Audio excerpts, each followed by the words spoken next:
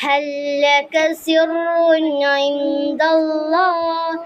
بينك أنت وبين الله هل لك صدقات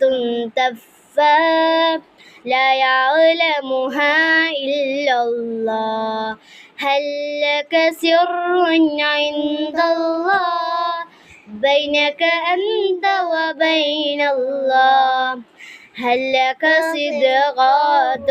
تخفى لا يعلمها إلا الله قيس صلاة شفع الله بكتابك حين ترى الله ما هراك بهذا أن يكبر قدرك عند الله هل لك سر عند الله بينك أنت وبين الله هل لك صدقات تخفى لا يعلمها إلا الله